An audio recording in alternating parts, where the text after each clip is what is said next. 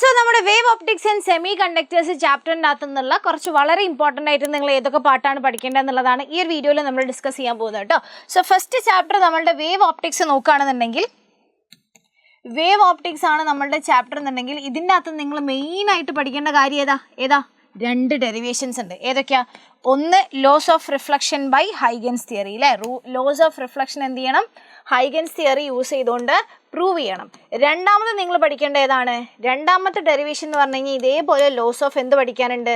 Refraction. ഹൈഗൻ theory ഉപയോഗിച്ചുകൊണ്ട് laws of റിഫ്ലക്ഷനും ലോസ് ഓഫ് റിഫ്രാക്ഷനും പ്രൂവ് ചെയ്യുന്നത്.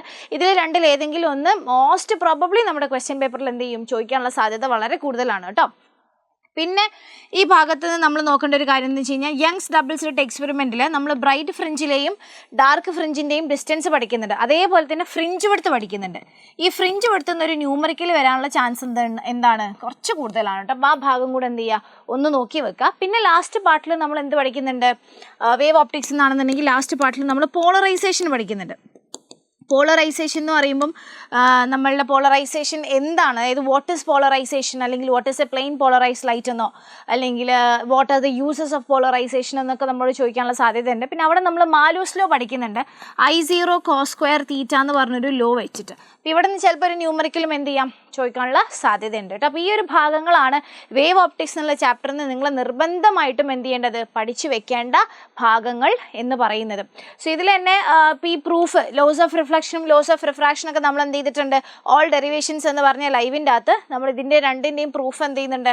അതിൻ്റെ അകത്ത് ചെയ്യുന്നുണ്ട്. പിന്നെ അതേപോലെ നമ്മളുടെ മാരത്തോൺ ലൈവിലും അല്ലാത്ത ലൈവിലൊക്കെ നമ്മൾ ഇതിൻ്റെ ഒരുപാട് ഇപ്പോൾ ഓൾ ന്യൂമറിക്കൽസിൻ്റെ അകത്തൊക്കെ നമ്മൾ ഈ ഫ്രിഞ്ച് വിഡ്ത്ത് വെച്ചിട്ടും അതേപോലെ I0 cos square theta വെച്ചിട്ടും YDSയിലെ ഡിസ്റ്റൻസും കാര്യങ്ങളൊക്കെ വെച്ചിട്ടും നമ്മൾ എന്ത് ചെയ്തിട്ടുണ്ട്? ന്യൂമറിക്കൽസും കാര്യങ്ങളൊക്കെ ഡിസ്കസ് ചെയ്തിട്ടുണ്ട്. സോ വേവ് ഓപ്റ്റിക്സ് ചാപ്റ്ററിൽ പിന്നെ ഡെഫിനിഷൻ വൈസ് ഒക്കെ നിങ്ങൾ പഠിക്കുകയാണെന്നുണ്ടെങ്കിൽ അതിനകത്ത് നമ്മൾ പഠിക്കേണ്ട മെയിൻ കാര്യങ്ങൾ എന്ന് പറഞ്ഞു കഴിഞ്ഞാൽ ഒന്ന് വേവ് ഫ്രണ്ട് എന്താണ്, what is a wave front എന്ന് ചോദിക്കാനുള്ള ചാൻസ് ഉണ്ട് കേട്ടോ. പിന്നെ ഇതും കൂടെ നിങ്ങൾ മനസ്സിലാക്കരുത്, അതായത് മറന്നു പോകരുത്. ഹൈഗൻസ് പ്രിൻസിപ്പിൾ, അത് ഭയങ്കര ഇമ്പോർട്ടൻ്റ് ആണ്. ഹൈഗൻസ് പ്രിൻസിപ്പിൾ മിസ്സിൻ്റെ അടുത്ത് വിട്ടുപോയതാണ്. ഹൈഗൻസ് പ്രിൻസിപ്പിൾ എന്താണെന്നുള്ളത് ഒട്ടുമിക്ക എല്ലാ ക്വസ്റ്റ്യൻ പേപ്പറിലും എന്ത് ചെയ്യാറുണ്ട്? ഈ ക്വസ്റ്റ്യൻ ഉണ്ടാവാറുണ്ട് കേട്ടോ. വാട്ട് ഈസ് ഹൈഗൻസ് പ്രിൻസിപ്പിൾ, അല്ലെങ്കിൽ ഡിഫൈൻ ഹൈഗൻസ് പ്രിൻസിപ്പിൾ, അല്ലെങ്കിൽ എക്സ്പ്ലെയിൻ ഹൈഗൻസ് പ്രിൻസിപ്പിൾ എന്നൊക്കെ ചോദിക്കാറുണ്ട്. നമ്മൾ ആ 3 പ്രിൻസിപ്പിൾസ് ഇല്ലേ, അതിൻ്റെ ആ ഭാഗങ്ങൾ വെച്ചിട്ട് എന്ത് ചെയ്യാറുണ്ട്? ക്വസ്റ്റ്യൻസ് നന്നായിട്ട് ചോദിക്കാറുണ്ട്. അപ്പോൾ ഈ പാർട്ട് ഒക്കെയാണ് നിങ്ങൾ എന്ത് ചെയ്യേണ്ടത്? വേവ് ഓപ്റ്റിക്സ് എന്ന് പറഞ്ഞ ചാപ്റ്ററിൻ്റെ അകത്ത് നിന്ന് നിങ്ങൾ മെയിനായിട്ട് അതായത് ഇത് പഠിക്കാണ്ട് നിങ്ങൾ എക്സാമിന് പോകരുത്.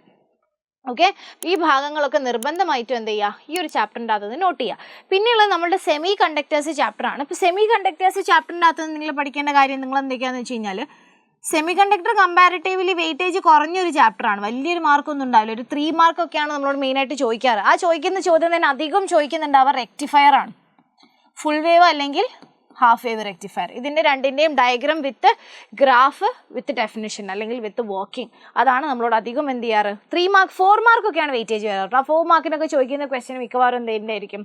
ഫുൾ വേവ് റെക്ടിഫയർ അല്ലെങ്കിൽ ഹാഫ് വേവ് റെക്ടിഫയർ ആയിരിക്കും. പിന്നെ അതല്ലാന്നുണ്ടെങ്കിൽ ഈ ചാപ്റ്ററിൽ നിങ്ങൾ പഠിക്കേണ്ടത് എന്താണെന്ന് വെച്ച് കഴിഞ്ഞാൽ എക്സ്ട്രിൻസിക് സെമി കണ്ടക്ടറിൻ്റെ 2 ടൈപ്പ് ഉണ്ട്. N ടൈപ്പ് അതേപോലെ തന്നെ P type.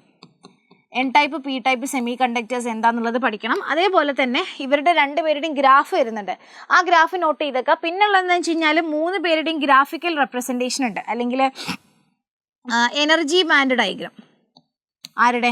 Conductors, insulators and semi conductors. ഇവരെ 3 പേരെയും നമ്മൾ എനർജി ബാൻഡ് ഡയഗ്രാം വെച്ചിട്ട് ക്ലാസിഫൈ ചെയ്യുന്ന 3 പേരുടെയും ഡയഗ്രാംസ് വരുന്നുണ്ട്. ആ ഡയഗ്രാംസും എന്ത് ചെയ്യണം? പഠിച്ചു വെക്കുന്നത് നല്ലതാണ്. കാരണം ഒരു പ്രാവശ്യം 2 മാർക്കിന് ചോദിച്ചൊരു ക്വസ്റ്റ്യൻ ആണത്. ഏത്? Give the classification of conductors, insulators and semi conductors on the basis of energy band diagram എന്നുള്ളത്. അപ്പോൾ ആ 3 ഫിഗർ ജസ്റ്റ് വരച്ചാൽ തന്നെ എന്ത് കിട്ടും? 2-3 മാർക്കൊക്കെ കിട്ടിയിട്ടുണ്ടായിരുന്നു.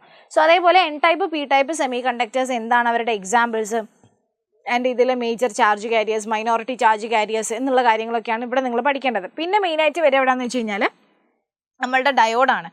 ഡയോഡിൻ്റെ റെക്ടിഫിക്കേഷൻ്റെ ഭാഗത്ത് നിന്ന് നിങ്ങൾ പഠിക്കേണ്ടതെന്ന് വെച്ച് കഴിഞ്ഞാൽ ഫോർവേഡ് ബയാസിങ്ങും അതേപോലെ തന്നെ റിവേഴ്സ് ബയാസിങ്ങും. ഫോർവേഡും റിവേഴ്സും പഠിച്ചു വെക്കുക. അതിൻ്റെ വർക്കിങ്ങും കാര്യങ്ങളും അതിൻ്റെ അകത്തുള്ള ഡ്രിഫ്റ്റ് കറണ്ട്, പിന്നെ ഡിഫ്യൂഷൻ കറണ്ട്, ഇക്വിലിബ്രിയം, ആ ഭാഗങ്ങളൊക്കെ ഒന്ന് നോക്കി വെക്കുക. പിന്നെ ഇവിടുന്ന് ഡെഫിനിഷൻ വൈസ് ഒക്കെ ഇവിടുന്ന് കുറച്ച് കാര്യങ്ങൾ ചോദിക്കാറുണ്ട് കേട്ടോ. ലൈക്ക് പൊട്ടൻഷ്യൽ ബാരിയർ എന്താണ്, ഡിപ്ലീഷൻ ലെയർ എന്താണ് എന്നുള്ളത്, വാട്ട് ഈസ് ഡ്രിഫ്റ്റ് കറണ്ട് എന്നൊക്കെ എന്ത് ചെയ്യാറുണ്ട്? ഡെഫിനിഷൻ വൈസ് ഈ ഭാഗത്ത് നിന്ന് ചോദ്യങ്ങൾ ചോദിക്കാറുണ്ട്. അപ്പോൾ ആ ഭാഗങ്ങളൊന്നും എന്ത് ചെയ്യുക? മനസ്സിലാക്കി വെക്കുക. ആൻഡ് ഫോർവേഡ് റിവേഴ്സിൽ ഇവരുടെ രണ്ടുപേരുടെയും ഗ്രാഫ് ഉണ്ട്. ഗ്രാഫ് എന്ന് വെച്ച് കഴിഞ്ഞാൽ ക്യാരക്ടറിസ്റ്റിക്സ്.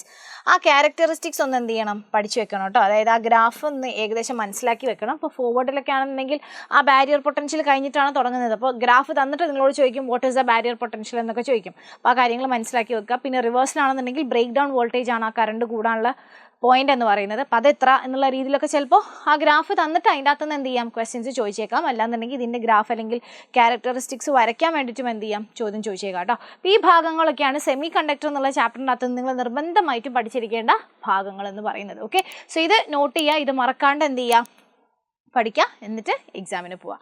അപ്പോൾ ഓൾ ദി ബെസ്റ്റ്.